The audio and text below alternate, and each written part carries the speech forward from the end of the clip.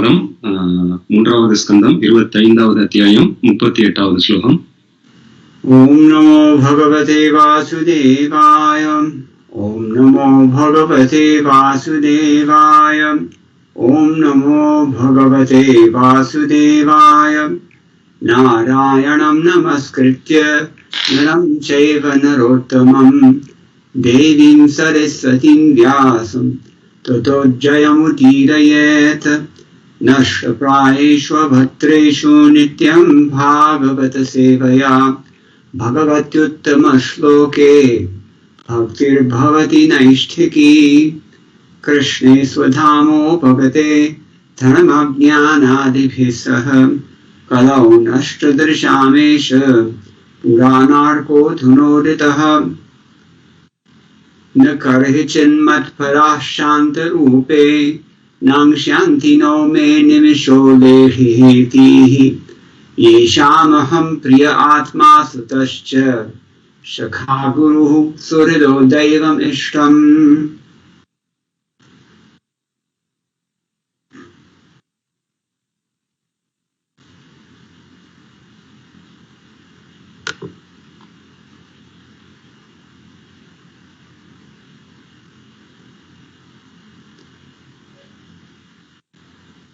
Hare Krishna, Prabhu. Shall I read the translation and purport, Prabhu? Yes, please. Oh, sorry. மொழிபெயர்ப்பு. பகவான் மேலும் கூறினார், என் அன்பு அன்னையே, அம்மாதிரி தெய்வீக செல்வ வளத்தை பெற்ற பக்தர்கள் அவற்றை ஒருபோதும் இழப்பதில்லை. ஆயுதங்களோ காலமாற்றமோ அத்தகைய செல்வ வளங்களை அழிக்க முடியாது. பக்தர்கள் என்னை அவர்கள் நண்பனாக, உறவினராக, மகனாக, குருவாக, உடையாளராக, பரமனாக, பகவானாக ஏற்றுக்கொள்வதால் எந்த நேரத்திலும் அவர்கள் உடைமைகளை இழக்கும்படி செய்ய இயலாது. பொருளரை ஒருவர் மிக உயர்ந்த லோகங்களுக்கு மற்றும் பிரம்மலோகத்திற்கு கூட புண்ணியர் செயல்களின் ஆற்றலால் தன்னை உயர்த்திக் கொள்ள முடியும். ஆனால் அந்த புண்ணிய செயல்களின் விளைவுகள் முடியும் பொழுது அவர் ஒரு புது வாழ்வின் செயல்களை தொடங்க மீண்டும் இந்த பூமிக்கு வருகிறார் என்று பகவத்கீதை குறிப்பிடுகிறது. ஒருவர் இவ்வாறு நீண்ட ஆயுளுடைய வாழ்வுக்காகவும் இன்பத்திற்காகவும் உயர்ந்த லோகங்களுக்கு உயர்த்தப்பட்டாலும் கூட அது நிலையான குடியேற்றம் இல்லை. ஆனால் பக்தர்களை பொறுத்தவரை அவர்கள் சொத்துக்களான பக்தி தொண்டின் சாதனை, அதன் பயனான வைகுண்டத்தின் செல்வ வளம் இந்த கோளிலும் ஒருபோதும் அழிக்கப்படாது. இந்த பதத்தில் கபிலதேவர் தன் அன்னையை சாந்த ரூபா என்று அழைக்கிறார். இது பக்தர்களின் செல்வ வளம் நிலையானது என்பதை குறிக்கிறது. ஏனென்றால் பக்தர்கள் சாந்த ரூபா என்று அழைக்கப்படும் வைகுந்த சூழலில் எப்போதும் நிலை பெற்று இருக்கிறார்கள். ஏனென்றால் இது ரஜோகுணம், தமோகுணம் ஆகியவற்றால் தொல்லை இல்லாத சுத்த சத்துவ குணத்தில் அமைந்துள்ளது.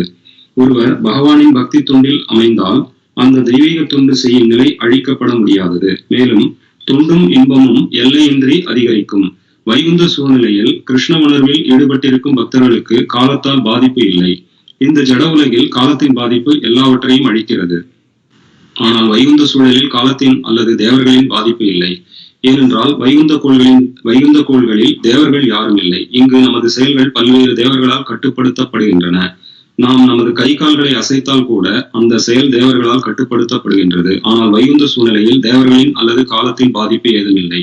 அதனால் அழிவு பற்றிய வினா அங்கு இல்லை. காலத்தின் ஆக்கக்கூறு இருக்கும் பொழுது அழிவு நிச்சயமாக இருக்கும். ஆனால் காலத்தின் ஆக்கக்கூறு இல்லாத பொழுது கடந்த நிகழ்வு அல்லது எதிர்காலம் எல்லாமே நிலையானவை ஆகும். அதனால் இந்த பதத்தில் தெய்வீக செல்வ வளங்கள் எப்பொழுதும் அழிக்கப்பட முடியாதவை என்பதை குறிக்கும் ந நங்க்ஷ்யதி என்னும் சொற்களை பயன்படுத்துகிறது. மரணத்திலிருந்து ஒருவன் விடுதலை பெறுவதற்குரிய காரணமும் இங்கு வர்ணிக்கப்படுகிறது. பக்தர்கள் பகவானை மிகவும் அன்புக்கு உகந்தவராக ஏற்றுக்கொள்கின்றனர். அவருடன் வெவ்வேறு வகையான உறவு முறைகளில் பரிவர்த்தனை செய்து கொள்கின்றனர். அவர்கள் பரமபுருஷ பகவானை அன்பு மிகுந்த தோழனாக, அன்பு மிகுந்த உறவினராக, அன்பு மிகுந்த மகனாக, அன்பு மிகுந்த குருவாக, அன்பு மிகுந்த நலம் விரும்பியாக அல்லது அன்பு மிகுந்த தெய்வமாக ஏற்கின்றனர். பகவான் என்றும் நிலையானவர். அதனால் அவரை எந்த உறவு முறையில் நாம் ஏற்றுக்கொண்டாலும் அது நிலையானது. அந்த உறவு முறைகள் அழிக்கப்பட இயலாதவை. அதனால் அந்த உறவு முறைகளின் செல்வ வளங்களும் ஒருபோதும் அழியாதவை என்று இங்கு தெளிவாக உறுதிப்படுத்தப்படுகிறது. எல்லா உயிரினமும் ஏதோ ஒன்றை விரும்பும் மனப்பாங்கு உடையது. யாரேனும் ஒருவர் விரும்புவதற்கு ஒரு பொருளும் இல்லை என்றால் அவர் தன் அன்பை பொதுவாக நாய், பூனை போன்ற செல்ல பிராணிகளிடம் காட்டுவதை நாம் பார்க்க முடியும். இவ்வாறு உயிரினங்களில் உள்ள அன்பிற்கான நிலைத்த மனப்பாங்கு எப்போதும் நிலை பெறுதற்கேற்ற இடத்தை தேடுகிறது. பரமபுருஷ பகவானை நமது அன்புக்கு உகந்த பொருளாக, ஒரு தோழனாக, ஒரு மகனாக, ஒரு குருவாக அல்லது ஒரு நலம் விரும்பியாக அவரிடம் அன்பு செலுத்தலாம். அதில் ஏமாற்றம் இருக்காது. அம்மாதிரி அன்புக்கு முடிவு ஏதுமில்லை என்பதை இந்த பதத்திலிருந்து அறிகிறோம். நாம் பகவானுடன் வேறுபட்ட உறவு முறைகளை நிலையாக அனுபவிக்கலாம். இந்த பதத்தின் ஒரு சிறந்த கருத்து என்னவென்றால், பகவானை மேலான குருவாக ஏற்றுக்கொள்ளுதல் ஆகும். பகவத்கீதை பகவானால் நேரடியாக உரைக்கப்பட்டது. அர்ஜுனன் கிருஷ்ணரை குருவாக அல்லது ஆன்மீக ஆசிரியராக ஏற்றுக்கொண்டார். அதுபோல நாம் கிருஷ்ணரை மட்டுமே உன்னதமான ஆன்மீக குருவாக ஏற்க வேண்டும். கிருஷ்ணர் என்றால் கிருஷ்ணரும் அவரது நம்பிக்கைக்கு உகந்த பக்தர்களும் என்று பொருள். கிருஷ்ணர் தனியாக இல்லை. நாம் கிருஷ்ணரை பற்றி பேசும் பொழுது கிருஷ்ணா என்றால் அவர் பெயரில், அவர் வடிவில், அவர் குணங்களில், அவர் இருப்பிடத்தில் மற்றும் அவர் தொடர்புகளில் உள்ளவர் என்று பொருள். கிருஷ்ணா ஒருபோதும் தனியாக இல்லை. ஏனெனில் கிருஷ்ணரின் பக்தர்கள் மாயாவாதிகள் அல்ல. சான்றாக, ஒரு அரசர் எப்போதும் அவருடைய செயலாளருடன், அவர் சேனாதிபதியுடன், அவர் பணியாளருடன், பரிவாரங்களுடன் தொடர்புடையவர். நாம் கிருஷ்ணரையும் அவருடன் தொடர்புடையவர்களையும் நம் குருவாக ஏற்றுக்கொண்டவுடன் எந்த தீய விளைவுகளும் நம் அறிவை அழிக்க முடியாது. இந்த மண்ணுலகில் நாம் பெறும் அறிவு காலத்தின் பாதிப்பினால் மாறலாம். ஆனால் பகவத்கீதையிலிருந்து பெறப்பட்ட முடிவுகள் கிருஷ்ணராகிய பகவானின் உரைகளிலிருந்து நேரடியாக பெறப்பட்டவை, ஒருபோதும் மாற முடியாதவை. பகவத்கீதைக்கு அர்த்தம் கற்பிப்பதில் பயனில்லை. அது என்றும் நித்தியமானது. கிருஷ்ணர் மேலான பகவான், ஒருவரின் சிறந்த நண்பராக ஏற்றுக்கொள்ளப்பட வேண்டும். அவர் எப்போதும் ஏமாற்ற மாட்டார். அவர் எப்போதும் பக்தருக்கு அவருடைய நட்பு கலந்த அறிவுரையும் நட்புடனான பாதுகாப்பையும் வழங்குவார். கிருஷ்ணர் ஒரு மகனாக ஏற்றுக்கொள்ளப்பட்டால் அவர் ஒருபோதும் இறப்பதில்லை. இங்கு நமக்கு மிகுந்த அன்புடைய மகன் அல்லது குழந்தை இருக்கிறான். ஆனால் தந்தையும் தாயும் அல்லது அவனிடம் அன்பாயிருப்பவர்கள் எப்போதும் என் மகன் இறவாமல் இருக்கட்டும் என்று எதிர்பார்க்கின்றனர். ஆனால் உண்மையில் கிருஷ்ணர் ஒருபோதும் இறப்பதில்லை. அதனால் கிருஷ்ணர் அல்லது பகவானை தங்கள் மகனாக ஏற்றுக்கொள்பவர்கள் தங்கள் மகனை ஒருபோதும் இழப்பதில்லை. பல நிகழ்ச்சிகளில் பக்தர்கள் விக்கிரக தெய்வத்தை ஒரு மகனாக ஏற்றுக்கொண்டு இருக்கின்றனர். வங்காளத்தில் இது போன்ற நிகழ்ச்சிகள் பல உள்ளன. பக்தரின் இறப்பிற்கு பிறகும் விக்கிரக தெய்வம் தந்தைக்காக ஈமக்கடன் நிகழ்த்துகிறது. இந்த உறவுமுறை எப்போதும் அழியாது. மக்கள் தேவர்களை வேறுபட்ட வடிவங்களில் வழிபடுவதில் பழக்கமுடையவர்கள். ஆனால் பகவத்கீதையில் அந்த மனப்பாங்கு கண்டிக்கப்படுகிறது. அதனால் ஒருவர் பரமபுருஷ பகவானை மட்டுமே அவருடைய வேறுபட்ட வடிவங்களாகிய லக்ஷ்மி நாராயணர், சீதை ராமர் மற்றும் ராதை கிருஷ்ணர் இவர்களை வழிபட போதுமான அறிவு கூர்மை படைத்தவராக இருக்க வேண்டும். இவ்வாறு ஒருவர் எப்போதும் ஏமாற்றப்படுவதில்லை. தேவர்களை வழிபடுவதன் மூலம் ஒருவர் தன்னை உயர்ந்த கோள்களுக்கு உயர்த்தி கொள்ளலாம். ஆனால் இந்த மண்ணுலகம் அழியும் போது அத்தெய்வமும் அதன் இருப்பிடமும் அழிக்கப்படும். ஆனால் பரமபுருஷ பகவானை வழிபடும் ஒருவர் காலத்தின் பாதிப்போ அழிவோ அல்லது ஒட்டுமொத்த அழிவோ இல்லாத வைகுந்த கோள்களுக்கு உயர்த்தப்படுகிறார். முடிவு என்னவென்றால், பரமபுருஷ பகவானை எல்லாமாக ஏற்றுக்கொண்ட பக்தர்களிடம் காலம் தன் பாதிப்பை செயல்படுத்த முடியாது என்பதாகும். Hare Krishna.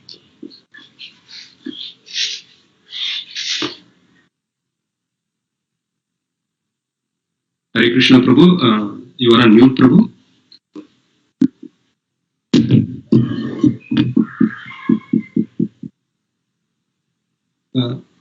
Prabhu, still you are on mute, Prabhu. We could not hear you. Radhe Radhe. Hare Krishna, yes, Prabhu, we could hear you. You can hear? Yes. Okay. So, we'll begin with Mangalacharana. Om Jnanatimirantasya Jnananjanashalakaya Chakshurmilitam Yena Tasmai Shri Gurave Namah. Shri Chaitanya Manobhishtam Sthapitam Yena Bhutale Swayam Rupa Kadamahyam Dadati Swapadantikam.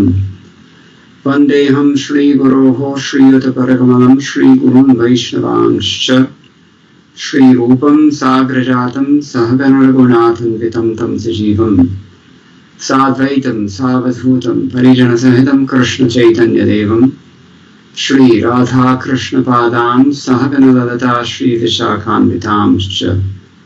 He Krishna Karuna Sindho Dinabandho Jagatpate Gopesha Gopika Kant Radha Kant Namostate Tapta Kanchana Gaurangi Radhe Vrindavaneshwari Vrishabhanusate Devi Pranamami Haripriye Panchatattvatmakam Krishnam Bhaktarupaswarupakam Bhaktavataram Bhaktaakhyam Namami Bhaktashaktikam Vanchakalpatarubhyascha Kripasindhubhya evacha Patitanam Bhavanebhyo Vaishnavebhyo Namo Namah. Jaya Shri Krishna Chaitanya Prabhu Nityananda Shri Advaita Gadadhara Shivasadi Gaur Bhakta Vrinda. Hare Krishna Krishna Krishna Hare Hare Hare Rama, Rama Rama, Hare Hare. Madgavirapi Gopala Swikuryat Kripaya Yadi. Tadevasam Bhayaha Pitva Rishi Ustat Priyajanaha. Nakarahichet Matparaha Shantarupe Nangshyanti Naume Nisho Lehi Hetihi. Yeshamaham Priya Atma Sutascha Sakha Guru Surdo Devam Ishtam. Here we have a very strong statement made by Lord Kapila Dev to his mother Devahuti that the opulences of his devotees are never destroyed. இங்கு கபிலதேவரின் மிக உறுதியான வாக்கியம், அன்னை தேவகியிடம் அவர் பேசும் உறுதியான வாக்கியத்தில் பக்தர்களுடைய செல்வங்கள் என்றும் அழிக்கப்படுவதில்லை என்று குறிப்பிடுகிறார். It seems like a long time ago we studied text number 37, but you'll recall that in the previous verses, Kapila Dev has been describing to his pure devotees. முந்தைய ஸ்லோகங்களை படித்து வெகு நாட்களாக ஆன மாதிரியான ஒரு தோற்றம் இருக்கிறது. அதை நினைவு கூறுவோமானால் கபிலதேவர் அன்னை தேவகியிடம் கூறுகின்றார், பக்தர்களின் செல்வங்கள் எப்பொழுதும் அழிக்கப்படுவதில்லை என்று குறிப்பிடுகிறார். For example, they have mystic powers, eightfold mystic perfections, Ashtasiddhis. உதாரணமாக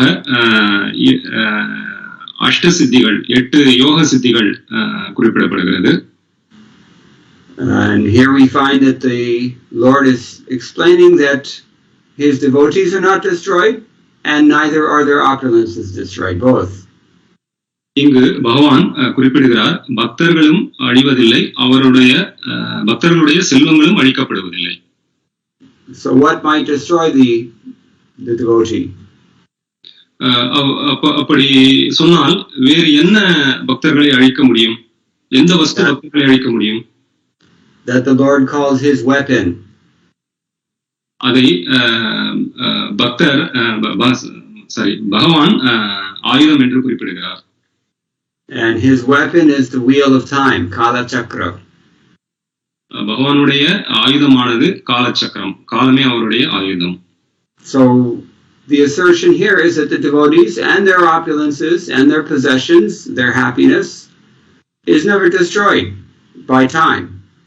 இங்கு இந்த பதத்தில் என்ன உறுதிப்படுத்தப்படுகின்றது என்றால், பக்தர்களோ அவருடைய செல்வங்களோ ஒருபோதும் காலம் எனும் ஆயுதத்தால் அழிக்கப்படுவதில்லை. That is the first half of the verse. இது ஸ்லோகத்தின் முதல் பாதிக்கான அர்த்தம். And the second half of the verse is explaining why the devotees are not overwhelmed by the time factor. இரண்டாவது பகுதி, இந்த ஸ்லோகத்தின் இரண்டாவது பகுதியில் ஏன் பக்தர்கள் இந்த காலத்தின் பாதிப்பு ஆதிக்கத்தால் உட்படுத்தப்படுவதில்லை என்று விளக்கப்படுகிறது. Srila Prabhupada's purport here is very characteristic of those purports of his in which he very closely follows the statements of his predecessor Acharyas. பிரபுபாதருடைய விளக்க உரை இங்கு முந்தைய ஆச்சாரியர்களின் விளக்கத்தை விளக்கத்தை ஒட்டி அவருடைய விளக்குரை அமைந்துள்ளது. For a moment we can look through some of those commentaries and see how this is true. சில முந்தைய ஆச்சாரியர்களின் விளக்குரையை இப்போது நாம் காண்போம். Sridhar Swami begins by asking a rhetorical question. He's raising a doubt that someone may have. Sridhar சுவாமி அவருடைய விளக்க உரையில் ஒரு கேள்வியுடன் தொடங்குகிறார். அந்த கேள்வி மற்றவர்களுக்கும் இருக்கலாம். Someone may wonder that is it not that the devotees are also suffering the way that everybody is suffering? For example, even in heaven people are suffering. இது எல்லோருடைய மனதிலும் உள்ள கேள்வி என்னவென்றால், இந்த உலகத்தில் எல்லோருமே துன்பத்திற்கு ஆளாகும் போது, மேலுலகங்கள் சொர்க்கத்தில் கூட துன்பத்திற்கு ஆளாகும் போது எப்படி பக்தர்கள் மட்டும் துன்பத்திற்கு ஆளாகாமல் இருக்கின்றனர் என்ற கேள்வி எல்லோருடைய மனதிலும் உள்ளது. Some things in heaven are enjoyable. சில விஷயங்கள் சொர்க்கலோகத்தில் அனுபவிக்கப்படுகிறது. And those who would enjoy them, they are the bhoktaris, the enjoyers. அங்கு அங்கு உள்ள மகிழ்ச்சியை சுகத்தை அனுபவிப்பவர்கள் போக்திரி அனுபவிப்பாளர்கள் என்று அழைக்கப்படுகின்றனர். So someone may wonder, is it really true that there's never any destruction there of these things? எனவே சில பேர்களுக்கு இந்த சந்தேகம் எழலாம், அங்கு உள்ள இந்த சுகங்கள் அனுபவிப்பது என்பது அழிவுக்கு உட்படுவதில்லையா? Tatraha he Shantarupe. He addresses his mother as Shantarupa in order to explain this. இந்த கேள்விக்கான பதிலை கபிலதேவர் விளக்கும் போது அவருடைய அன்னையை சாந்தரூபா என்று குறிப்பிட்டு அழைக்கிறார். And Srila Prabhupada has very faithfully represented this interpretation of Shantarupa in his own purport. இதற்கான விளக்கத்தை பிரபுபாதர் மிகவும் நேர்த்தியாக அவருடைய விளக்க உரையில் தருகிறார். Yadva shantam shuddha sattvam tad rupe vaikunthe matpadaha kadachidapi nanangshyanti bhogyahina na bhavanti. He says that those who were devoted to him in Vaikuntha, they have forms that are made out of Shuddha Sattva. That is the significance of the word Shanta, peaceful. Shantha என்றும் சொல்லிற்கு பொருள் என்னவென்றால், வைகுந்தத்தில் உள்ள பகவானின் பக்தர்கள் சுத்த சத்வத்தில் தனது உருவத்தை சுரூப ரூபத்தை பெற்றுள்ளனர். அது மற்ற குணங்களால் கலப்படம் இல்லாதது. So they're never destroyed at any point. Sorry, Prabhu, never? They are never destroyed at any time. எனவே அவர்கள் எப்பொழுதும் காலத்தால் அழிக்கப்படுவதில்லை. Not only are they not destroyed, but bhogyahina na bhavanti. They don't become bereft of enjoyable things there in Vaikuntha. வைகுந்தத்தில் பக்தர்கள் மட்டும் அழிவுக்கு உட்படுவதில்லை, உள்ளாவதில்லை. அவருடைய பக்தர்களுடைய அனுபவம், அந்த ஆனந்தமும் அழிவுக்கு உட்படுவதில்லை. Anyamsho me hetir, in other words, madiyam kala chakram cha no leti tan nagrasati. They are also not affected by my weapon, which is the form of the time, the wheel of time. அவர்கள் எனது காலம் என்னும் சக்கரம், காலச்சக்கரம் என்னும் ஆயுதத்தின் ஆதிக்கம் அல்லது பாதிப்புக்கு உட்படுவதில்லை. Tatra hetuhu yesham iti. The second half of the verse explains the reason for this. இந்த ஸ்லோகத்தின் இரண்டாவது பகுதி இதற்கான காரணத்தை விளக்குகிறது. Sutta iva sneha vishaya. When we regard the Lord as our son, then he becomes the object of our affection. நாம் பகவானை நமது மகனாக ஏற்றுக்கொள்ளும் பொழுது நமது அன்பிற்கு அவர் பாத்திரமாகிறார். And this is actually, up until this point, almost all the acharyas are saying almost identical. It seems as if they're quoting directly from Sridhar Swami. They're all saying the same thing.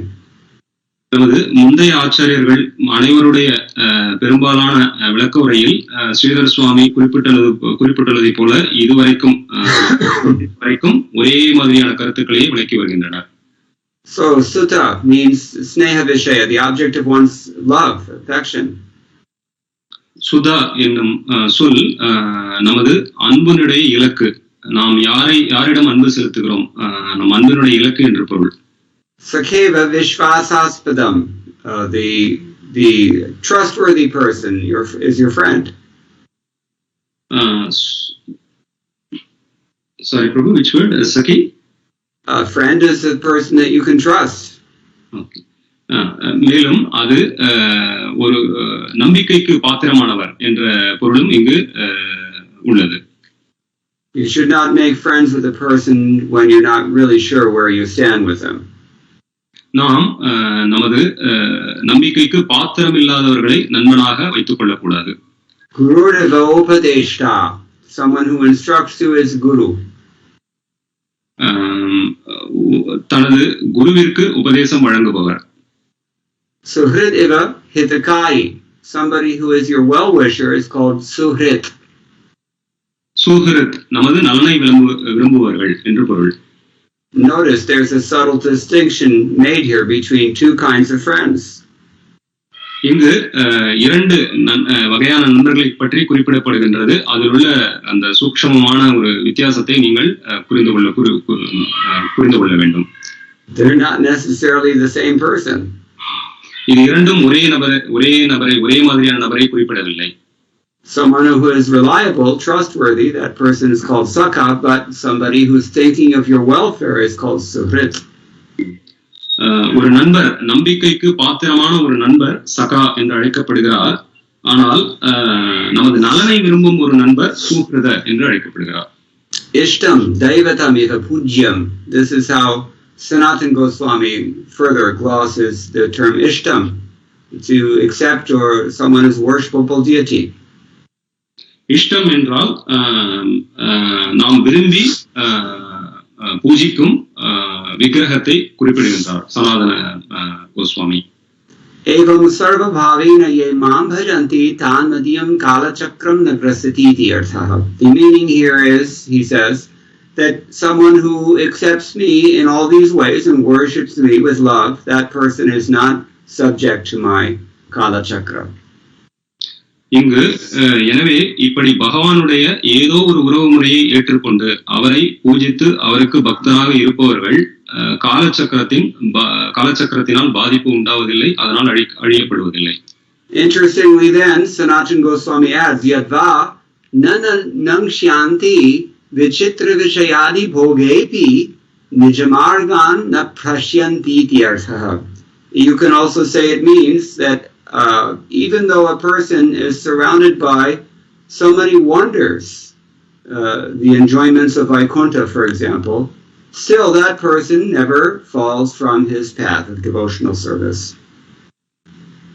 நக்ஷ்யந்தி என்ற சொல்லுக்கு சனாதன கோஸ்வாமி கொடுக்கப்படும் பொருள், இந்த உலகிலும் மற்றும் வைகுந்தத்தின்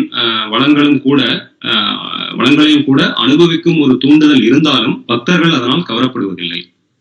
What a far cry from our own experience in this material world. Sorry, Prabhu, I didn't get you. What is? It is very different from our own experience in this material world.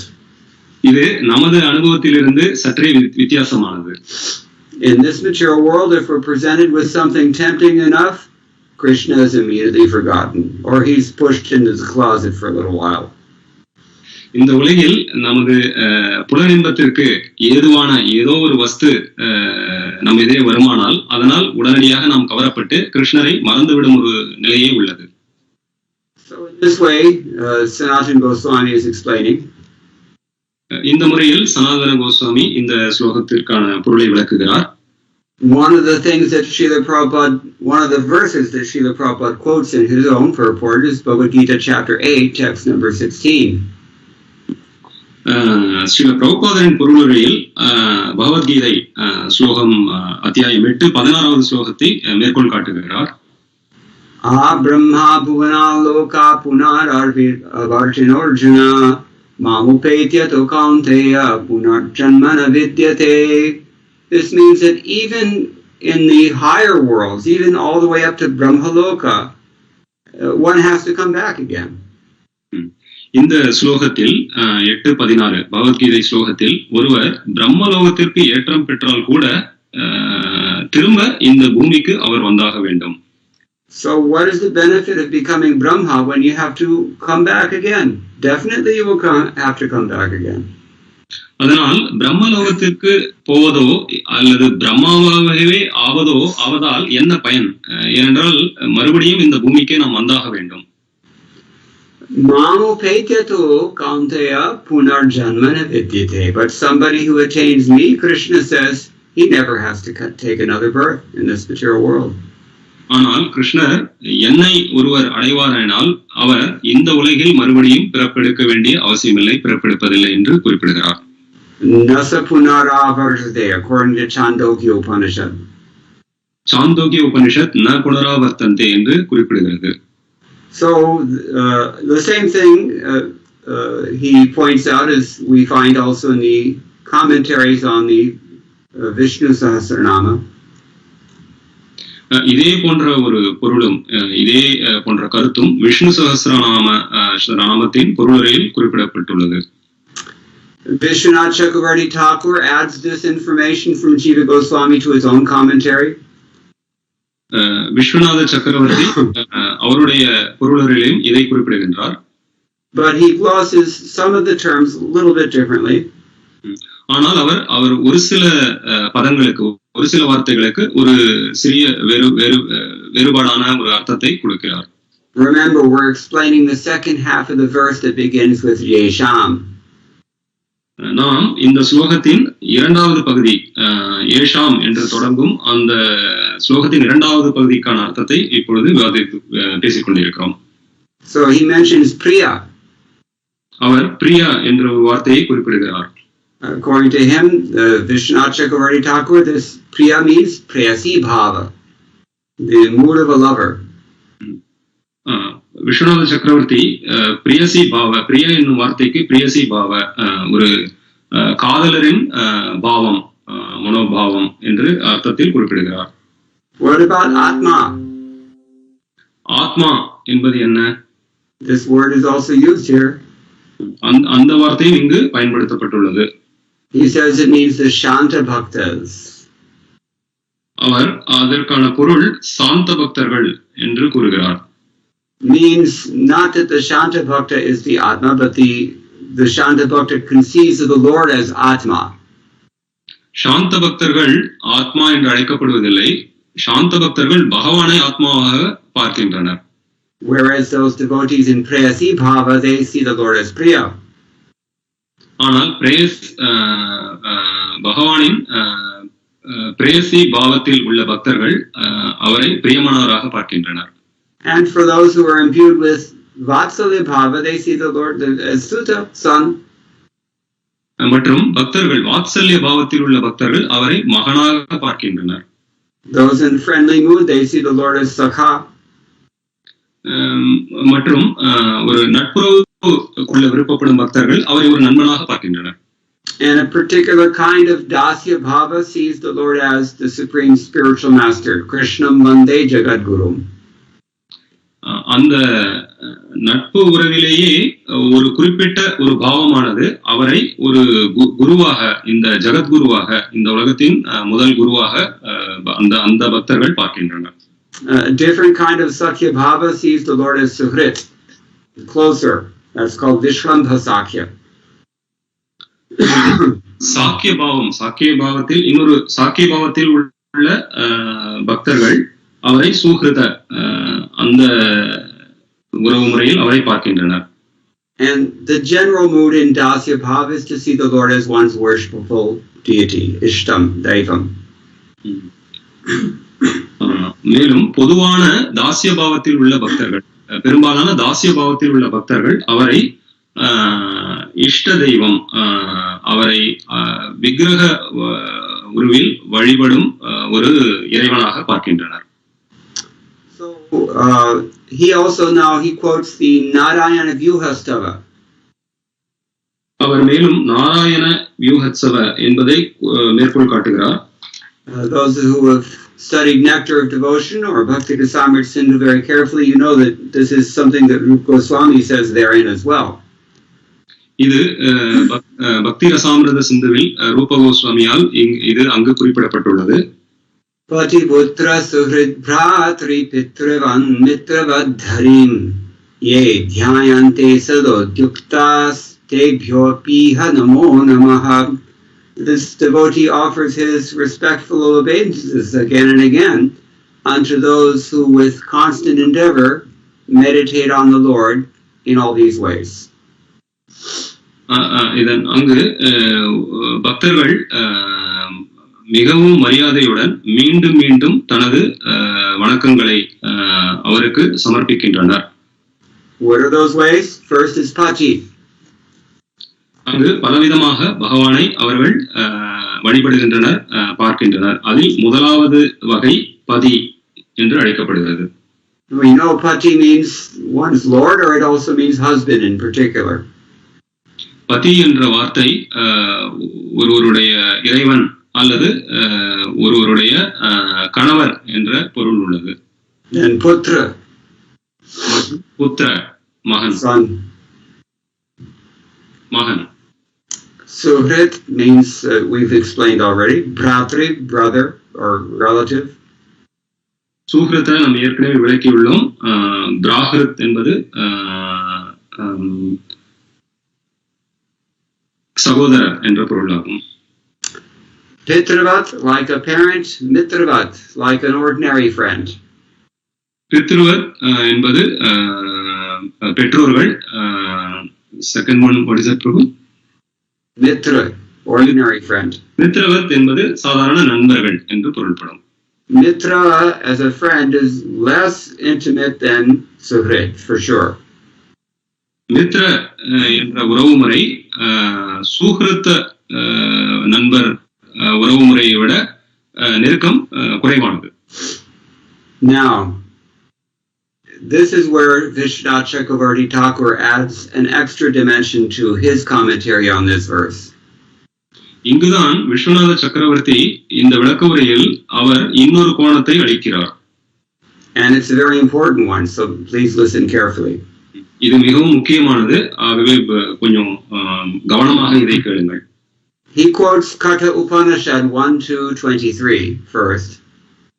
அவர் கதா உபனிஷத் 1:2-23 ஸ்லோகத்தை மேற்கோள் காட்டுகிறார். Yam evaisha vranate tena labhyaha, which means I'm attained by those whom I choose, the Lord says.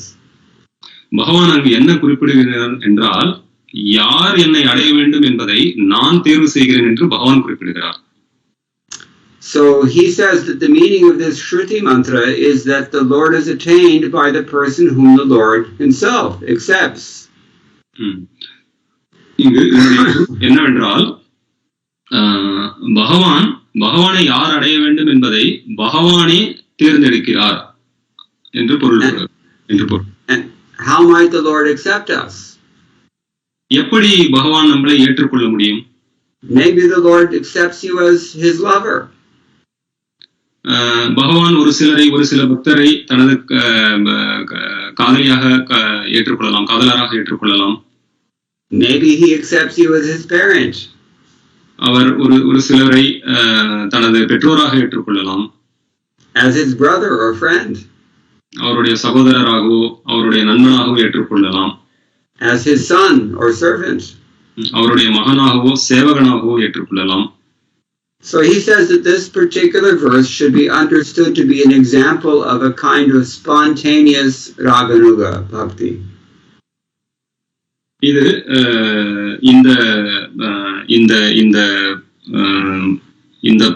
இதில் வரும் பொருள், பகவான் அவருடைய பக்தர்களை தன் இயல்பாக வரும் அன்பிற்கு ஏற்ற முறையில் அவர்களை ஏற்றுக்கொள்கிறார் என்று பொருள் கொள்ளலாம். Raganugayaha swabhaviktya bhakterudaharanam gyeyam. This is how he says it in Sanskrit. It's spontaneous raganuga, you can say. Raganuga என்ற பொருள், அதனுடைய பொருள் என்னவென்றால் உடனடியாக இயல்பான அன்பு என்று பொருள். Now, for those who have been following these classes for some time, you may know the difference between Raganuga Bhakti and Ragatmika Bhakti. இந்த வகுப்புகளை தொடர்ந்து கேட்டு வரும் பக்தர்கள் இந்த இரண்டில் ராகானுக பக்தி, ராகாத்மிக பக்தி, இந்த இரண்டிற்கும் உள்ள வேறுபாடை அறியலாம். So you know that the Ragatmika Bhaktas are those in the spiritual realm who are eternally perfect in their particular roles as friends or servants or lovers or parents, etc. இந்த ராகாத்மிக பாவத்தில் உள்ள பக்தர்கள் ஆன்மீக உலகில் பகவானுடைய வெவ்வேறு உறவு முறையில் அவரை நண்பனாகவோ மகனாகவோ பெற்றோராகவோ நித்தியமாக அவர்கள் முழுமையான பக்குவ நிலையில் இருக்கின்றனர். And those relationships are innate. It can never be lost, as this verse demonstrates. இந்த உறவு முறைகள் மிகவும் அந்தரங்கமானது, ஆழமானது, அது ஒருபோதும் இழக்கப்படுவதில்லை. So that is the identity of the Ragatmika Bhakta. இதுவே ராகாத்மிக பாவத்தில் உள்ள பக்தர்களின் அடையாளம். But here he's talking about the Swabhavika Raganuga Bhakta. ஆனால் இங்கு அவர் ஸ்வபாவிக ராகானுக பாவத்தில் உள்ள பக்தர்களை குறிப்பிடுகிறார். What exactly distinguishes this Swabhavik Raganuga Bhakta from the Ragatmika Bhakta is not entirely clear to me. அதனால் இங்கு ராகாத்மிக பாவத்திற்கும் ராகானுக சுவாபாவிக பாவத்திற்கும் உள்ள வித்தியாசம் எனக்கு தெரியவில்லை. That's why I'm simply repeating Vishwanath Chakravarti Thakur's words. அதனால்தான் நான் விஸ்வநாத் சக்கரவர்த்தி அவர்களின் விளக்க உரையை அவருடைய வார்த்தைகளை அப்படியே குறிப்பிடுகிறேன். One interpretation which is theologically correct that I can offer is that since in the spiritual world everyone is always following some sort of superior, therefore he can be called a Raganuga Bhakta, even if he's actually a Ragatmika. Sorry, Prabhu, I didn't quite follow. Can you repeat it, Prabhu? The eternally liberated devotees of the spiritual realm, the Ragatmikas, they can be called Raganugas because they're always following someone greater than themselves. இப்பொழுது ஆன்மீக உலகில் ராகாத்மிக பாவத்தில் உள்ள பக்தர்கள் நித்தியமாக பகவானுடைய உறவில் இருக்கும் பக்தர்கள் அவர்களும் ராகானுக பாவத்தில் இருக்கிறார்கள் என்று கூறலாம். ஏனென்றால் அவர்கள் தனக்கு மேலான ஒருவரை பின்பற்றுகிறார்கள் என்ற காரணத்தினால். But I can't say that I've been taught this by anyone. ஆனால் இது சரியானது, இது உறுதிப்படுத்த முடியுமா என்று என்னால் கூற முடியாது. So I'm just saying that he's calling these devotees Swabhavik Raganuga Bhaktas. அதனால் அவருடைய விளக்க உரையில் இந்த ஸ்லோகத்தை பொறுத்தவரை இந்த விளக்கத்தில் இந்த பக்தர்களை ஸ்வாபாவிக ராகானுக பக்தர்கள் என்றே குறிப்பிடுகிறார். So the importance is that there are different relationships that we have with Krishna forever. Those relationships are eternally, they cannot be lost or taken away. இங்கு நாம் புரிந்து கொள்ள வேண்டிய ஒரு முக்கியமான கருத்து என்னவென்றால், நமக்கும் கிருஷ்ணருக்கும் நித்தியமான ஒரு உறவு உள்ளது. அந்த உறவு எதனாலும் அழிக்கப்பட முடியாதது, யாராலும் எடுக்கப்பட முடியாதது. And anyone who reads Srila Prabhupada's books knows that the relationships can be classified essentially into 5 primary sthayi bhavas or rasas. Srila பிரபுபாதர் அவர்களுடைய புத்தகங்களை படிக்கும் பக்தர்களுக்கு தெரியும், இந்த பகவானுடைய உறவு முறையானது பெரும்பாலும் இந்த 5 முறையான ரசங்களில் ஏதோ ஒன்றில் அடிப்படையாக கொண்டது என்பது பிரபுபாதர் புத்தகங்களை படிக்கும் பக்தர்களுக்கு புரிந்திருக்கும். In an ascending order of intensity, those rasas would be Shanta, Dasya, Sakhya, Vatsalya and Madhurya. இந்த 5 ரசங்கள் குறைந்த ஒரு பாவத்திலிருந்து தீவிரமான பாவத்திற்கு கிரமை அந்த வரிசையில் பார்க்கும்போது சாந்த பாவம், தாசிய பாவம், சாக்கிய பாவம், வாத்சல்ய பாவம், மாதுரிய பாவம் என்று 5 ரசங்கள். Now something else that is stated here by Vishwanath Chakravarti Thakur is that we are not the ones who choose our own identity, our own rasa or our own siddha swarup.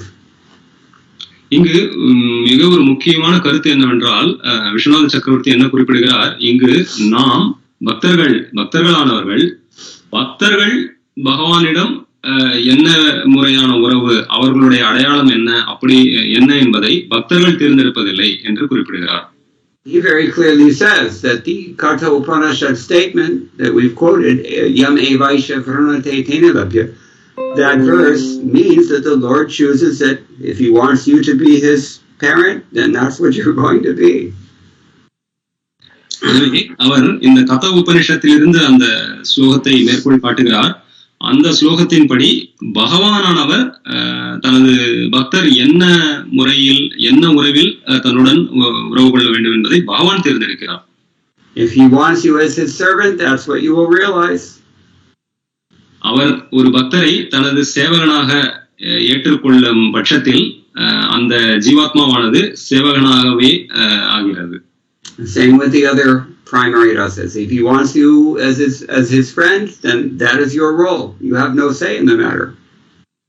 அதே போன்று ஒவ்வொரு ஜீவாத்மாவும் இந்த 5 ரசங்களில் ஏதோ ஒன்றை பகவான் தேர்ந்தெடுக்கும் போது அந்த ஜீவாத்மா அந்த ரசங்களில் அவருடன் உறவு கொள்ளும் ஒரு நிலையை ஏற்கின்றது. And if he wants you as his lover, there's nothing you can do about that also.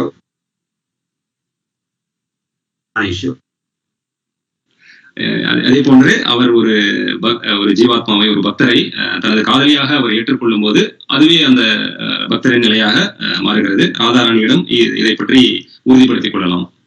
This is why Srila Bhaktisiddhanta Saraswati Thakur sometimes refers to the Lord as the transcendental despot.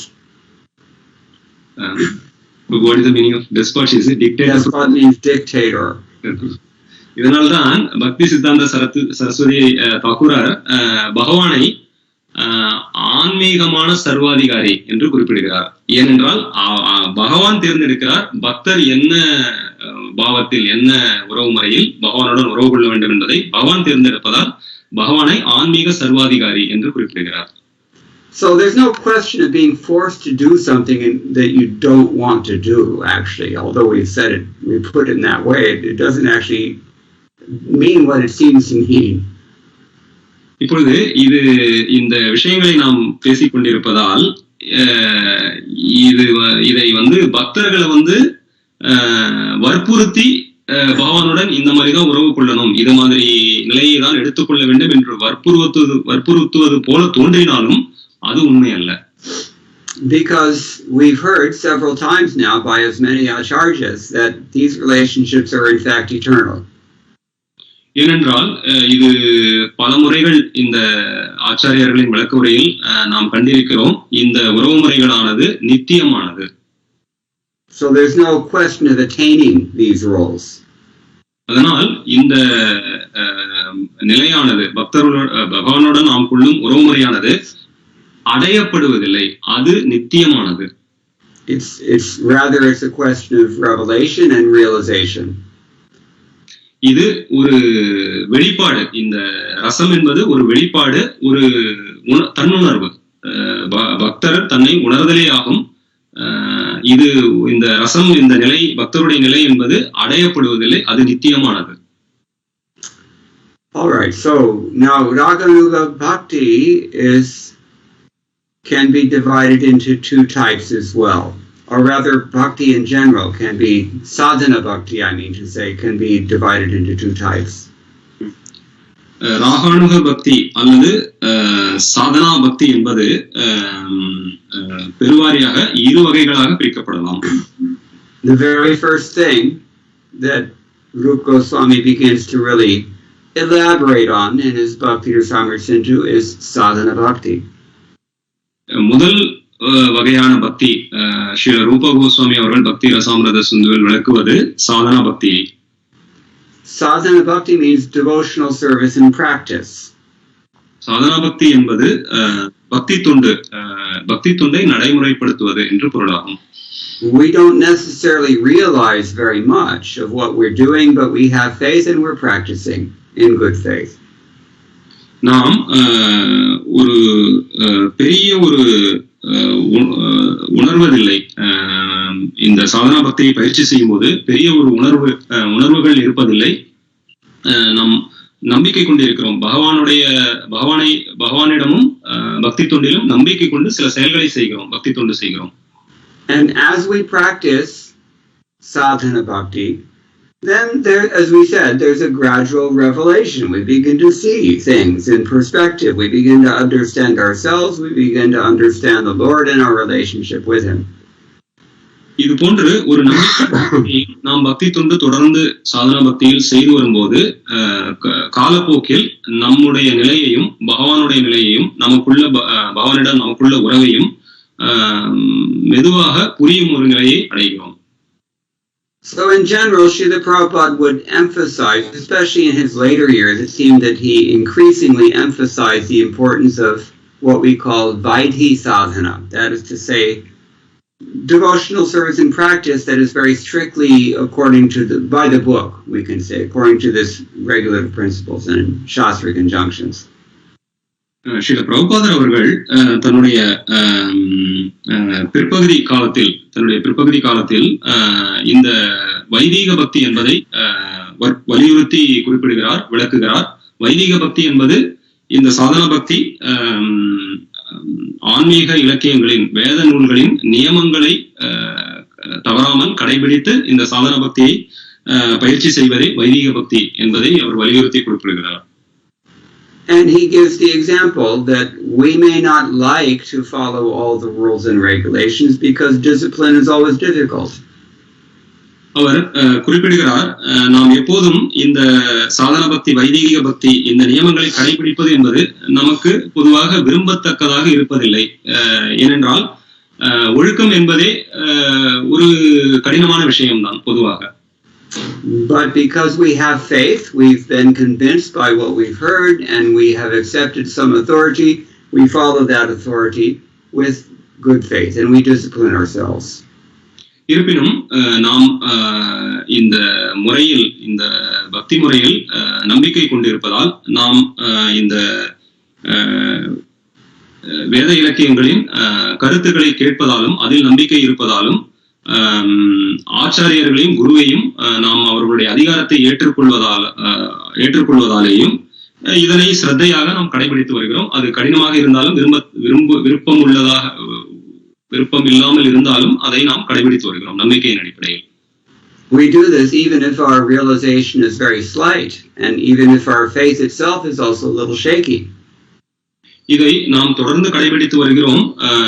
இதனால் இந்த முறையில் நமது உணர்தல், நமது தன்னுணர்வோ அல்லது நம்பிக்கையோ கூட குறைவாக இருந்தாலும் இதை நாம் தொடர்ந்து செய்து வருகிறோம் இந்த சாதன பக்தியை. And we may not even have much taste for it. இதுல மிகுந்த ஒரு ருச்சியும் இதில் இல்லாமல் இருக்கலாம். So in these ways, our practice of bhakti in Vaidhi sadhana bhakti is somewhat artificial. It's forced in the beginning. அதனால் இந்த சாதனா பக்தி என்பது வைதிக பக்தி என்பது ஆரம்ப காலகட்டத்தில் ஒரு செயற்கையான ஒரு முறையாக தெரியலாம். ஒரு குறிப்பிட்ட அளவிற்கு இதை நம்ம மேல் திணிக்கப்பட்டதாக கூட தெரியலாம். But there's always some real attraction and there's always some taste that impels us to push ourselves in this way. இப்படி இருந்தாலும் ஆரம்ப கட்டத்தில் இது திணிக்கப்பட்டதாக இருந்தாலும் கூட, செயற்கையாக இருந்தாலும் கூட, இந்த பக்தியில் ஒரு ருச்சி, உண்மையான ஒரு ருச்சி, ஒரு கவர்ச்சி இருக்கத்தான் செய்கிறது. அந்த கவர்ச்சி ருச்சியே நம்மை பக்தியில் மேலும் மேலும் தீவிரமாக பயிற்சி செய்ய ஒரு உந்துதலாக இருக்கிறது. In other words, anyone who has adopted the practice of Krishna consciousness to any degree has to have found some appeal in this process that inspires him to do so. அதனால் இந்த கிருஷ்ண பக்தியை எந்த ஒரு நிலையிலும் ஏதோ ஒரு குறிப்பிட்ட அளவிற்கு பயிற்சி செய்யும் பக்தராக இருப்பினும், சிறு அளவிற்கு பயிற்சி செய்யும் பக்தராக இருப்பினும், அவருக்கு ஏதோ ஒன்று இதில் ஒரு ருச்சி, இதில் ஒரு கவர்ச்சி இருக்கத்தான் செய்கிறது. அது மட்டுமே அவரை உந்துகிறது இதை தொடர்ந்து செய்ய. After all, any service is always voluntary. You don't have to do it if you don't want to. ஏனென்றால் இந்த பக்தி தொண்டில் நாம் செய்யும் சேவையானது, இந்த பயிற்சியானது பெரும்பாலும் பக்தர்களின் சொந்த விருப்பத்தினாலேயே செய்யப்படுகிறது. அதை அவர்கள் செய்துதான் ஆக வேண்டிய கட்டாயம் எதுவும் கிடையாது. So there's some attraction that impels us on. There is some taste that we're getting from this practice that impels us to continue with our artificial discipline. எனவே இது ஒரு ஆரம்ப கட்டத்தில் ஒரு செயற்கையான ஒரு முறையாக தோன்றினாலும் இந்த பக்தியில் ஒரு கவர்ச்சி, ஒரு ருச்சி இருக்கத்தான் செய்கிறது. அது மட்டுமே நம்மை பக்தியில் தீவிரமாக மேன்மேலும் தொடர, ஆரம்ப கட்டத்திலேயே இருந்தால் கூட அதை தொடர்ந்து செய்ய நமக்கு ஒரு உந்துதலாக இருக்கிறது. In other words, there's some degree of spontaneity. இதை வேறு விதமாக சொன்னால், அதில் ஒரு சிறு அளவேனும் அதில் ஒரு இயல்பான ஒரு பாவம், ஒரு அன்பு பகவானின் மீது இருக்கத்தான் செய்கிறது. That spontaneous attraction to devotional service is called raganuga sadhana. இந்த இயல்பான ஒரு கவர்ச்சி, பக்தி தொண்டின் இந்த இயல்பான கவர்ச்சியே ராகானுக பாவ என்று அழைக்கப்படுகிறது. So when we discipline that spontaneous attraction and try to cultivate it deliberately, that is called sadhana. That is called raganuga sadhana. இந்த இயல்பான கவர்ச்சியை நாம் மேன்மேலும் பயிற்சி செய்து அதை பெருக்குவதனால் அதுவே ராகானுவ சாதனா என்று அழைக்கப்படுகிறது. So this is described at some length by Srila Bhaktisiddhanta Saraswati Thakur in his commentary on Brahma Samhita chapter 5 text 55. இந்த விளக்கமானது பக்தி சித்தாந்த சரஸ்வதி அவர்களால் பிரம்ம சம்ஹிதை 5:55 ஓரளவிற்கு விளக்கப்படுகிறது. Yam krodha kama sahaja pranayadi bhiti vatsalya moho guru gaurava sevya bhavai sanchintya tasya sadrishim tanum apur ete govindam adi purusham tamaham bhajami. That means that when we worship the Lord in a particular mood, whether we're impelled by krodha, kama, or natural affection, or fear, or parental rasa, or whatever it is, we will attain a state in the future. We will attain a body that corresponds to our meditation. அவர் இந்த பதத்தில் என்ன குறிப்பிடுகின்றார் உரையில், நாம் பகவானை காமம், குரோதம் இதனால் கூட ஒரு பயத்தினாலோ அல்லது உண்மையான அன்பு, ஒரு கவர்ச்சி, ஒரு ருச்சி, எந்த வழியினாலும் நாம் பகவானை வழிபடுவேமானால் அதற்கான ஒரு பலன் நிச்சயமாக உள்ளது. அதன் அடிப்படையிலேயே நமது பக்தி மேன்மேலும் முன்னேறுகிறது. And in that sense, we almost have to take care to direct our devotional endeavors in a particular way, in a particular flavor or bhava. So, I didn't get you. What do you mean by this, Prabhu, in connection to the prayer statement? Yes. In the sense that our meditation in this life is going to create our next body. Therefore, for a devotee who is engaged in devotional service very seriously, he has to cultivate a particular kind of meditation that corresponds to the particular devotional mood that is natural to him or her. எனவே பக்தர்கள் தனது பகவானிடம் தனக்கு என்ன மாதிரியான ஒரு இயல்பான பாவம் வெளிப்படுகிறதோ பகவானை அணுகுவதில், அந்த பாவத்தை பொறுத்து அவர்கள் மென்மேலும் அந்த பாவத்தை ஒட்டி அவர்கள் பக்தியை பயிற்சி செய்வதற்கு அதற்கு ஏற்ற வகையில் அவர்கள் தனது அடுத்த பிறவியில் தனது உடலை அடைகிறார்கள்.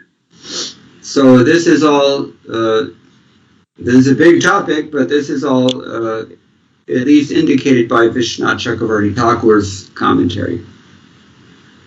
இது ஒரு பெரிய ஒரு கருத்து. ஆனால் ஒரு சில கருத்துக்களை விஸ்வநாத சக்கரவர்த்தி இது போன்ற ஒரு சில கருத்துக்களை நாம் இந்த வகுப்பில் விவாதித்துள்ளோம். ஆனால் இது ஒரு பெரிய ஒரு பகுதி, பெரிய கருத்து. There are many different ways that a person can meditate on Krishna, and some of them are listed in this verse. பகவான் கிருஷ்ணரை நாம் வெவ்வேறு வகையில் நாம் தியானிக்க முடியும். ஒரு சில வழிகள் இந்த பதத்தில் விளக்கப்பட்டுள்ளன. We know from 10th canto, chapter 43, text 17. 10:43-17. Mullanam ashiningranam naravadastrinam smaro murtimam gopanam swajano asatam kshitibhujam shasta swapitro shishuhu mrityor bhojapater virada vidusham Tattvam param yoginam Rishninam paradevateti vidito Rangam gataha sagrajaha. When Krishna and his elder brother Balaram entered the wrestling arena of Kamsa, they were regarded in different ways by different kinds of people. Bhagavatam 10வது ஸ்கந்தம் 43வது அத்தியாயம் 17வது ஸ்லோகத்தில் விளக்கப்பட்டுள்ளது. பகவானும் பலராமரும் கம்சனின் அந்த மல்யுத்த அரங்கத்தில் உள்ளே செல்லும் போது பகவானை பல நபரும் அந்த அரங்கத்தில் உள்ள பல நபரும் பலவிதமாக காண்கின்றனர். The wrestlers there, they saw Krishna and Balaram to be like strong as a thunderbolt.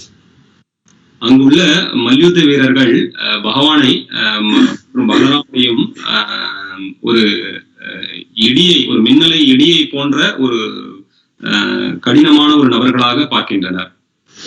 Among the men, Krishna was viewed as the best of all males, the best of men. அங்குள்ள எல்லா ஆண்களிலும், ஆண்களை பொறுத்தமட்டில் அங்குள்ள எல்லா ஆண்களையும் சிறந்த ஒரு ஆணாக கிருஷ்ணர் காட்சி அளிக்கிறார். Strinam smaro murtiman. Among the women, he was seen as Cupid personified. அவர் பெண்களை பொறுத்தமட்டில், அந்த அரங்கத்தில் உள்ள பெண்களை பொறுத்தமட்டில் அவர் மன்மதனை போன்று காட்சி அளிக்கின்றார். Gopanam swajanaham. Among the Gopas, they thought he's one of us.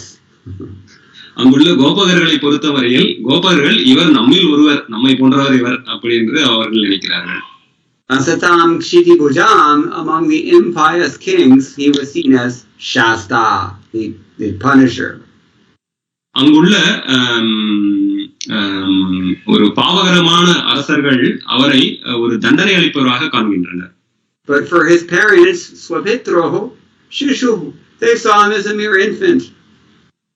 அவர் மேலும் அவருடைய பெற்றோர்களை பொறுத்தவரையில் அவர் ஒரு சிறிய குழந்தையாகவே காட்சியளிக்கிறார். What about Bhojapati, Kamsa? How did he see Krishna? அப்போ கம்சன் எப்படி காண்கிறான்? Mrityur Bhojapate. He saw him as death personified. கம்சனை பொறுத்தமட்டில் பகவான் இறப்பின் ஒரு உருவமாக காட்சியளிக்கிறார். And what about, how did the stupid people see Krishna? Sorry, Prabhu, which people? Stupid people. புத்தி இல்லாத, மதி குறைந்தவர்கள் எப்படி கிருஷ்ணரை காண்கின்றனர்? They couldn't get any further than the universal form. That's all they could imagine. அவர்களை பொறுத்தமட்டில் பகவானின் விராட் ரூபத்தை மட்டுமே காண்கின்றனர். Among the yogis, he was viewed as the Tattvam Param, the supreme truth. யோகிகளை பொறுத்தமட்டில் அவர் உயர்ந்த தத்துவம், உண்மையான தத்துவமாக காட்சியளிக்கிறார். Vrishninam Paradevata, the supreme deity for the Vrishnis. விஷ்ணிஸை பொறுத்தமட்டில் அவர் ஒரு வழிபடும் தெய்வமாக காட்சியளிக்கிறார். So we're going to understand Krishna in some way according to our own consciousness. எனவே கிருஷ்ணரை பொறுத்தமட்டில் நாம் நமது உணர்விற்கு ஏற்றார் போல அவரை அணுகுகிறோம், காண்கிறோம். So Bhakti Yoga directs the development or the, I want to say, refinement of our consciousness. இந்த யோகம் என்பது நமது உணர்வை பண்படுத்தும் ஒரு முறையாக இருக்கிறது. Vaidhi sadhana bhakti removes the contamination that clouds our vision. Why this சாதன பக்தி என்பது நமது களங்கங்கள், நமது உணர்வின் மேல் படிந்துள்ள களங்கங்களை நீக்கும் ஒரு முறையாக உள்ளது. Whereas Raganuga sadhana bhakti directs our trajectory in such a way as to attain one of these favorable relationships, 5 primary rasas in particular. இந்த ராகானுக சாதனா பக்தி என்பது நம்மை இந்த 5 ரசங்களில் ஏதேனும் ஒன்றை எடுத்து அதன் மூலமாக பகவானுடன் உறவு கொள்ளும் ஒரு பாதைக்கு அது உந்துகிறது. So we can't go further than this because the time is out now. But if anyone has any questions, we can stop here and discuss.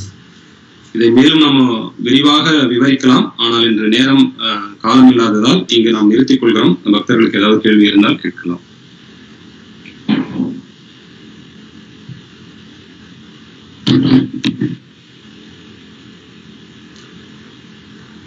Kishori Priya's hand is up. Hare Krishna Prabhuji, Dhanavad Pranam, Jai Shri Prabhupada. I was a little confused with, on one hand, there's this use of the word spontaneity, and then there's this, the Lord determines. So it's kind of a little bit contradictory to each other. So there's spontaneity, and is that spontaneity directed by the Lord, or is it innate? Yeah, you want to say this in Tamil? Yes, Prabhu. Hare Krishna. மாதாஜியோட கேள்வி என்னன்னா, ஒரு முரண்பாடு இருக்கிற மாதிரி தெரியுது இன்னைக்கு வகுப்புல. பக்தர்கள் தங்களுடைய பகவானோட உறவானது இயல்பாக பக்தர்களுக்கு என்ன பாவம் வருகிறதோ அந்த பாவத்தில் உறவு கொள்கிறார்கள், உறவு கொள்ள வேண்டும், அதை பயிற்சி செய்ய வேண்டும் என்று ஒரு விதமாக விவாதித்தோம். அதே நேரத்தில் பகவான் பக்தர்கள் என்ன உறவில் அவருடன் உறவு கொள்ள வேண்டும் என்பதை அவர் தேர்வு செய்கிறார் அப்படின்றதும் கேட்கிறோம். அப்ப இது ரெண்டுத்துக்கும் உள்ள முரண்பாடு மாதிரி இருக்கே அப்படின்னு கேட்கிறாங்க. So there really is there seems to be a contradiction here actually. உண்மையாகவே இங்கு ஒரு முரண்பாடு இருக்கிற மாதிரியாக தான் தோன்றுகிறது. We can call it forced spontaneity. இதை எப்படி சொல்லலாம் என்றால் திணிக்கப்பட்ட ஒரு இயல்பு என்று இதை கூறலாம். Because it's actually both at the same time. It is always of this nature. ஏனென்றால் இந்த இரண்டுமே உண்மை. இது பகவானுடைய தேர்வும் நம்முடைய தேர்வும், இது இரண்டுமே உண்மை. Srila Prabhupada almost invariably stressed Vaidhi Bhakti first and Raganuga second. Almost invariably. Srila பிரபுபாதர் எப்பொழுதுமே மாற்றமில்லாமல் வைதி பக்தி பயிற்சி செய்வதை முதலிலும் ராகானுக பக்தி அதற்கு அடுத்த கட்டமாக பயிற்சி செய்ய வேண்டும் என்பதையும் பெரும்பாலாக குறிப்பிடுகிறார். That is because the emphasis will shift with practice from Vaidhi to Raganuga. ஏனெனில் நம்ம வைதி பக்தியை பயிற்சி செய்யும் போது அதிலிருந்து கொஞ்சம் அதை பண்பட்டு பக்குவமாகி நம்முடைய பாவம் ராகானுக பக்திக்கு முன்னேறுகிறது. So rather than viewing these two aspects of sadhana bhakti as successive, I would stress that they are simultaneous aspects. Aspects rather than stages, I think is a better way to put it. இந்த இரண்டு பக்தி பயிற்சியையும் ஒன்றுக்கு பிறகு மற்றொன்று என்பதை விட இது இரண்டும் ஒரே நேரத்தில் பயிற்சி செய்யப்படுவது என்று நான் நினைக்கிறேன். The inspiration, you cannot really control that. That's, love is something that's spontaneous. இந்த நமக்கு இந்த ஊக்கம் என்பது இயல்பானது, அது எதனாலும் தூண்டப்படுவதில்லை. But at the same time, it's not love unless it actually manifests in some practical endeavor, which is force. ஆனால் இதன் வெளிப்பாடு, இந்த அன்பினுடைய வெளிப்பாடு என்பது ஏதோ ஒரு நடைமுறையில் வெளிப்படுத்தி ஆக வேண்டும். And the other way around is to say that as Prabhupada generally says, in the beginning you apply some discipline, and then gradually you get a taste, and then once you have a taste, you just naturally swabhaviki raganuga. அதனால் பிரபுபாதர் எப்படி குறிப்பிடுகிறார், முதலில் நீங்க அந்த why this பக்தியை பயிற்சி செய்யுங்க, அதுல ஒரு ஒழுக்கம் வந்த பின்னாடி ருச்சி தானாக வருகிறது. அந்த ருச்சி வெளிப்பட்ட பிறகு அந்த இயல்பு வெளிப்பட்டு அந்த மென்மேலும் அதனுடைய அந்த நாட்டம் அதனுடைய பக்தியின் தொடர்ந்து அதில் பயிற்சி செய்யலாம். There's an eternal tension between these two poles, I want to say. இந்த இரண்டு துருவங்களுக்கும் இடையில் ஒரு நித்தியமான ஒரு கசப்பு இருந்து கொண்டே இருக்கிறது. But both of them are necessary, both of them are eternal, they're simultaneous. ஆனால் இந்த இரண்டும் முக்கியமானது, இந்த இரண்டும் நித்தியமானது. I have tried to explain that previously. I hope it's clear. உங்கள் கேள்விக்கு பதிலளித்திருக்கும் என்று நினைக்கிறேன். Okay, and Shiva Kumar, you had a question also. Yes, Prabhu. I think I had the same question as I think Mataji asked, Prabhu. That's a question. Okay, so I have sorry, just one follow-up question, Prabhu. I think it's kind of maybe the same or extension to it. Prabhu, you mentioned the relationship is eternal. That kind of struck me, saying that it is not attained, it is eternal. Yes. So that kind of throwing me a lot of questions inside. I mean, how do you cultivate something that's already there? Yeah. That's why I said it's a process of revelation. Uncovering is maybe a better way to put it. You want to translate all this? Yes, bro. So, கேள்வி என்னன்னா, மாதாஜி கேட்ட கேள்வியோட இன்னொரு பகுதி எனக்கு என்ன இருந்ததுன்னா, பிரபு குறிப்பிட்டிருந்தாரு, இந்த பக்தர்களுடைய பகவானுடைய உறவு என்பது நித்தியமானது, அதை அடைவதில்லை என்று குறிப்பிடுகிறார். அது ஒரு பெரிய எனக்குள்ள ஒரு பெரிய தாக்கத்தை ஏற்படுத்துச்சு அந்த ஒரு வாக்கியம். ஏனென்றால் நாம் ஒரு ஒரு சேவகனாகவோ ஒரு நண்பனாகவோ பகவானுடைய உறவு என்பது நாம் புதுசா எதுவும் அடையறதில்லை, அது இயல்பாவே நமக்குள்ளே இருக்கு, அது வெளிப்படுகிறது என்பதுதான் உண்மை என்று பிரபு குறிப்பிட்டிருக்கிறார். And you gave my answer also. Yes, பிரபு. அது பிரபு என்ன சொல்றாரு அப்படின்னா, அதனாலதான் இந்த பக்தியை நாம பயிற்சி பண்ணும்போது நமக்குள்ள அந்த நித்தியமான உறவு என்ன என்பதை உணர்கிறோம், அவ்வளவுதான். அதுல எதுவும் புதுசா அடையறதுக்கெல்லாம் இங்க எதுவும் இல்லை அப்படின்றதான் பிரபுவோட. So it may seem as if we are choosing something or trying to get something, but in fact it's actually just it's an innate thing that wants to come out, and by Krishna's arrangement this bhakti yoga process will naturally unveil everything to us.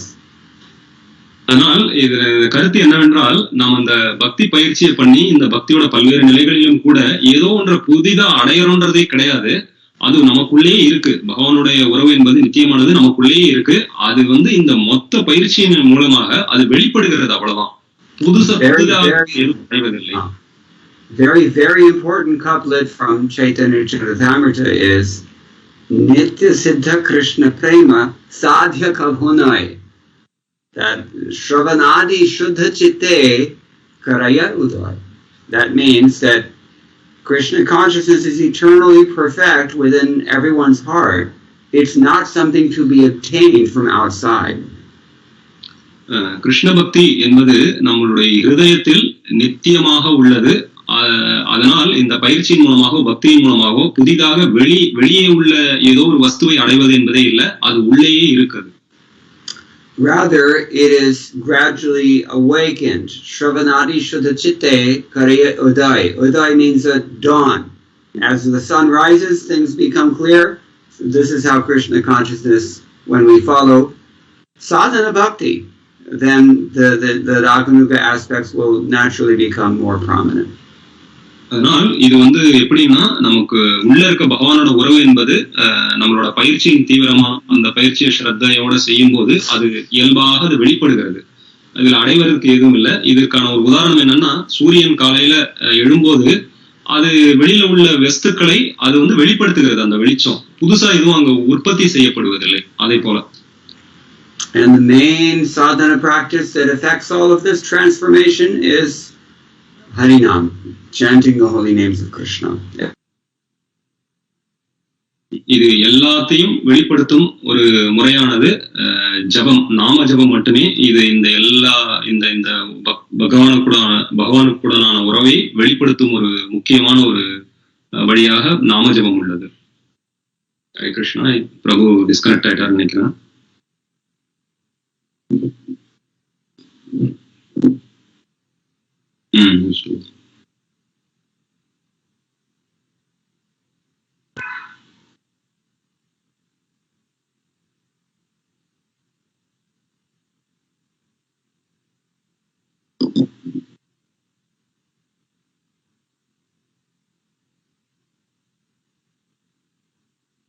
Hare Krishna. Sorry Mataji, நீங்க கேட்ட question ஒரு extension மாதிரி இருந்தது, interrupt பண்ணிட்டேன். நீங்க questions இருந்து கேளுங்க.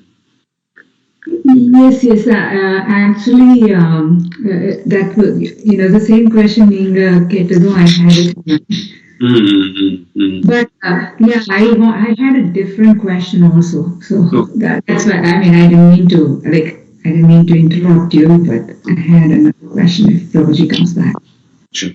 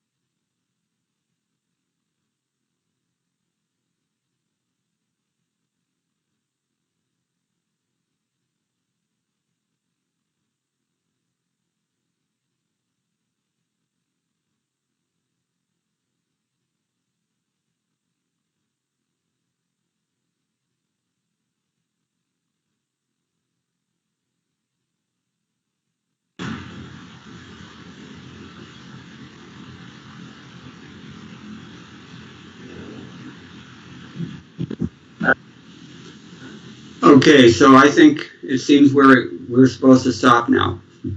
Do you have time for another question, Prabhuji? One more question. So one clarification, and that was actually, so what distinguishes the Sahajiyas from, I don't know if I can say us, but the Bhaktas is that they do not follow the Vaidhi Bhakti first, and they just jump to this. Is that what distinguishes them? That's one very prominent, visible aspect, yeah. But first, let's have this question in Tamil. Yes, Prabhu. Mataji, what is it, Mataji? Sahajiya and between... Sahajiya, Srila Prabhupada often says that we should not be like the Sahajiyas.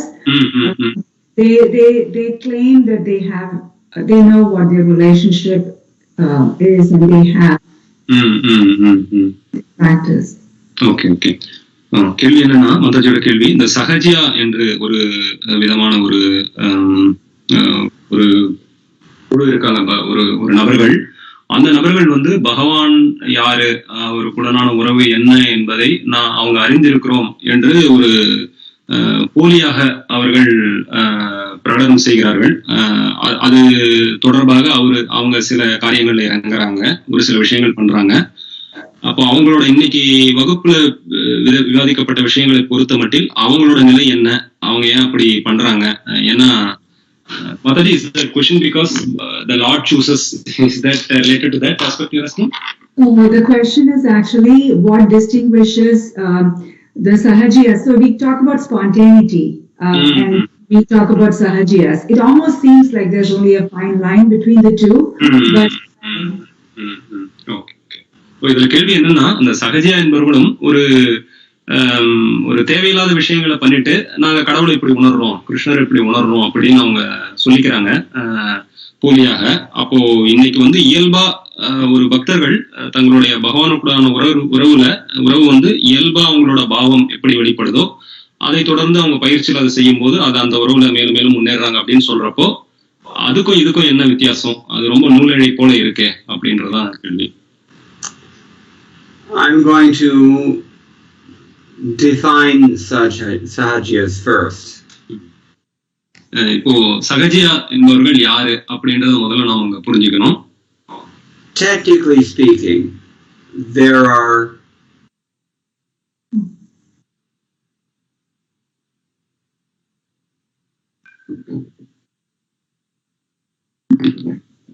Prabhu is disconnected again. Padmapani Prabhuji, Prabhuji spotlight பண்ண முடியுமா?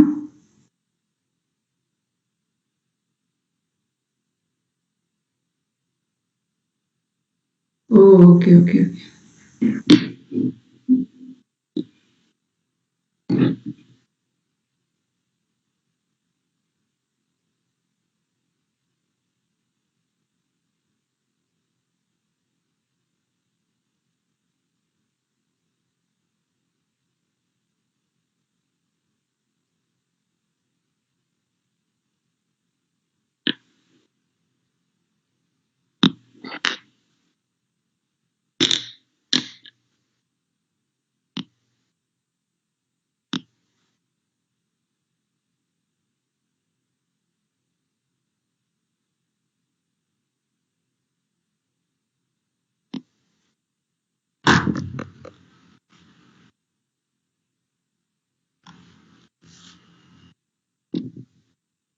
Hare Krishna, Prabhu. Sorry, I better make this really brief because we're losing power quite a bit now.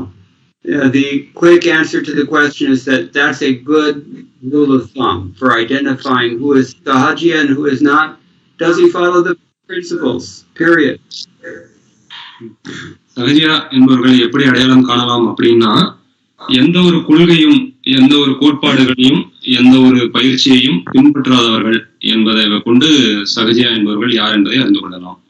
And we've even got a shloka to help us. Sorry, Prabhu. We have a shloka to help us distinguish. இந்த வித்தியாசத்தை புரிந்து கொள்வதற்கு ஒரு ஸ்லோகமும் உள்ளது. Shruti Smriti Puranadi Panchadatri Vidhim Vina Aikantiki Harer Bhaktu Utpataiva Kalpate. It means somebody who is supposedly engaging in pure devotional service, but it doesn't correspond to what the Shastras enjoin. That person is a Sahajya. He's a useless disturbance in society, so-called devotion. இதனால இது எப்படி புரிஞ்சுக்கலாம் அப்படின்னா, சகஜா என்பவர்கள் பக்தி பயிற்சியை நாங்க செய்யறோம் அப்படின்னு சொல்லிட்டு சாஸ்திரத்தை பின்பற்றாமல் தான் தோன்றித்தனமாக தேவையில்லாத விஷயங்களை செய்பவர்கள் சகஜா என்று அறியலாம். அவர்கள் சமூகத்திற்கு ஒரு தொல்லையாகவே இருக்கிறார்கள். But actually, in Srila Prabhupada's usage, it has wider ramification as well. ஆனால் ஸ்ரீல பிரபுபாதர் அவருடைய விளக்குரையில இந்த கருத்து மட்டும் சொல்லப்படவில்லை, இதையும் தாண்டி பல ஆழமான கருத்துக்களும் சொல்லப்பட்டிருக்கு. He uses the term Sahaja to characterize a certain mentality in which one takes devotional service very casually. அவர் சகஜியா என்று குறிப்பிடுவது வந்து பக்தி தொண்டு, பக்தி என்பதை ரொம்ப ஒரு சுலபமான, ஒரு சாதாரணமான, ஒரு ஒரு ரொம்ப ஒரு எளிமையான ஒரு முறையாக ஏற்றுக்கொள்பவர்களின் மனோபாவத்தை குறிப்பிடுவதாக அவர் இந்த அர்த்தத்தை கூறுகிறார். In other words, a person who assumes that he or she is more advanced than she really is. இன்னொரு விதத்தில் சொல்ல போனா, இந்த வார்த்தை அவர் பிரபுபாதர் என்ன மாதிரியான ஒரு அர்த்தம் கொடுக்கிறாருன்னா, யாரோ ஒரு பக்தர் வந்து தன்னை மிகவும் உயர்ந்த பக்தராக, உண்மையில் அப்படி இல்லை, போலியாக தன்னை உயர்ந்த பக்தராக அவர் அனுமானம் செய்து கொள்ளும் ஒருவரை அவர் சகஜா என்று குறிப்பிடுகிறார். Prabhupada used his term Sahajya to define a person who considers that devotional service is much easier than it really is. அவர் மேலும் என்ன அர்த்தத்தில் அவர் குறிப்பிடுகிறார்னா, மக்கள் சகஜியா என்பவர்கள் பக்தி தொண்டு என்பது மிகவும் எளிமையானது, அது இவ்வளவு கஷ்டமா அதுக்கு பட தேவையில்லை, அது இவ்வளவு பயிற்சியெல்லாம் செய்ய தேவையில்லை, அது ரொம்ப எளிமையா செஞ்சிடலாம் அப்படின்னு நினைக்கிறவங்களை குறிப்பிடும் ஒரு அர்த்தத்தில் அவர் அர்த்தம் கொடுக்கிறார். There are people who artificially imagine that they are cultivating a particular relationship with Krishna when in fact their main relationship is with their senses. இது இதனோட இன்னொரு கருத்து என்னன்னா, இந்த மாதிரியான ஒரு மனோபாவத்தில் பக்தி பயிற்சி செய்பவர்கள், பக்தி தொண்டு செய்கிறோம் என்று தன்னை கூறிக்கொள்ளும் நபர்கள் மேலோட்டமான முறையில் பகவானை, கிருஷ்ணரை அணுகுகிறோம், அவரை உணர்கிறோம் என்று கூறிக்கொள்ளும் நபர்கள் உண்மையில் அவரது புலன்களை திருப்தி செய்து கொண்டிருக்கிறார்கள். The favorite example is a person who thinks he's dancing with Krishna in the Ras Leela. இது ஒரு பிரபலமான ஒரு எடுத்துக்காட்டு. ஒரு நபர் வந்து தன்னை ராசலீலையில் கிருஷ்ணருடன் நடனமாடி கொண்டிருப்பதாக அவர் நினைத்துக் கொள்கிறார். But at the same time, he's actually pursuing other people's wives in this world. அதே நேரத்தில் அவர் என்ன பண்றாரு, மற்றவர்களுடைய மனைவிகளை ஒரு தவறான கண்ணோட்டத்துடன் அவர்களை பார்க்கிறாரு, அவர்களை அணுகுகிறார். So a person has to be honest.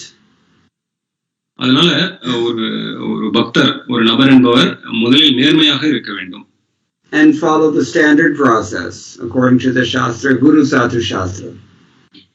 அப்படி அந்த நேர்மையோடு குரு சாது சாஸ்திரம், சாஸ்திரங்களில் உள்ள நியமங்களை நேர்மையாக கடைபிடிக்க வேண்டும். This will keep this Sahaja tendency that we all, it's a universal tendency, we'll keep it in check. இதன் மூலமாக இந்த சாஸ்திரங்களை நம்ம பின்பற்றுறோமா அப்படி அந்த ஒரு வலியுறுத்தல்னால இந்த சகஜியா மனோபாவத்தை நாம எப்பவுமே வந்து ஒரு கண்காணிப்பில் வைத்துக் கொள்ளலாம். That's why it's called Shastra, Shasdhatu. It's a Shastra acts as a Shastra. அதனாலதான் சாஸ்திரம் அந்த வார்த்தை சஸ்திர பிரபு சஸ்திர. This verbal root in Sanskrit shas means it's a weapon to punish someone. Okay. So Sastra அப்படின்ற ஒரு வார்த்தை ஏன் வந்து வேற இலக்கியம் வந்து சாஸ்திரா என்று அழைக்கப்படுகிறதுன்னா, அந்த வார்த்தையோட அர்த்தம் வந்து அது வந்து ஒரு ஆயுதம், தண்டிக்கும் ஒரு ஆயுதம் என்று பொருள். So just as a danda will keep an animal in check, so the Shastra keeps us in check. ஒரு ஒரு தண்டனை கொடுக்கும் ஒரு ஆயுதம் எப்படி வந்து ஒரு மிருகத்தை தன் கட்டுப்பாட்டில் வைத்திருக்குமோ அது போல சாஸ்திரம் என்பது நம்மை கண்காணிப்பில் வைத்துள்ளது. Not just Shastra, Guru, Sadhu, Shastra, all three. இங்க சாஸ்திரம் மட்டும் இல்ல, குரு, சாது, சாஸ்திரம் இந்த மூன்றும். We have to follow the bona fide spiritual master, we have to follow the Shastra, and we have to follow the Parampara. நாம் ஒரு அங்கீகரிக்கப்பட்ட குருவை பின்பற்ற வேண்டும், சாஸ்திரங்களை பின்பற்ற வேண்டும், குரு பரம்பரையையும் பின்பற்ற வேண்டும். Otherwise, if we neglect these three, then we can do anything. Anything can happen. And we'll end up anywhere. Who knows? எனவே இந்த மூன்று விஷயங்களையும் நாம வந்து அலட்சியப்படுத்துவோமானால் நாம நினைக்கிறதெல்லாம் செஞ்சுக்கிட்டு இருக்கலாம், அதனால எது வேணாலும் நடக்கலாம். Okay, I think it's time to stop now before the power gets cut off again. நேரமாயிடுச்சு, நம்ம இதோட இந்த வகுப்பு முடிச்சுக்கலாம். Just one realization, Prabhu. Thank you so much, Prabhu, for the explanation. I just realized when you were explaining that 1 or 2 or 3 of my acquaintances have just exactly what you described about realization of God, Prabhu. So I just realized that we have it, Baba. We have it. Agree. Yes, Prabhu. To that I have not realized, Prabhu. We all have this tendency, and that's the only reason that Prabhupada brought this word into the forefront. Yes, otherwise, the obscure Bengali cult, nobody cares. Yes, Prabhu. Yes, Prabhu. Okay. Yes. All right. Thank you very much. All glories to Srila Prabhupada. Hare Krishna. Hare Krishna.